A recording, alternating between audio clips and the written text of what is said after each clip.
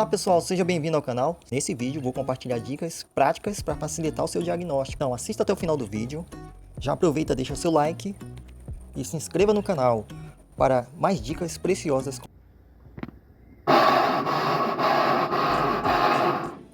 Se a sua máquina lavar está fazendo um barulho estranho durante a centrifugação, como se estivesse raspando ou batendo algo, o problema pode ser simples e fácil de resolver. Esse barulho geralmente acontece quando o sistema de acoplamento da máquina não está funcionando corretamente. Ao analisar o problema, você pode perceber que a polia de acoplamento está desgastada ou com dentes desgastados. Isso impede o acoplamento correto entre a polia e o motor, gerando um som indesejado, insuportável. O desgaste da polia faz com que ela não consiga transferir a força de maneira eficiente, causando barulho. A solução é bem simples: trocar a polia desgastada.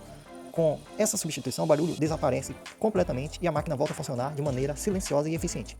Essa dica é para você que é técnico iniciante e deseja diagnosticar e resolver problemas rapidamente, sem precisar de grandes intervenções. O reparo é simples, rápido e barato, e você pode facilitar a vida do técnico e proporcionando uma solução eficaz para o cliente com essa dica. Gostou dessas dicas? Então se inscreva no canal para mais conteúdo como este.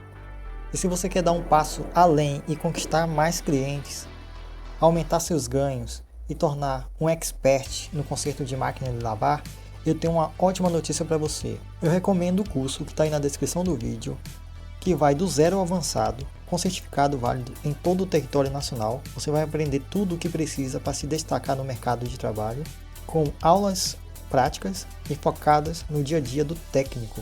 Aproveite o preço acessível e comece a mudar de vida hoje mesmo. O link está aí na descrição. Então, essa era a dica de hoje, pessoal. Até mais.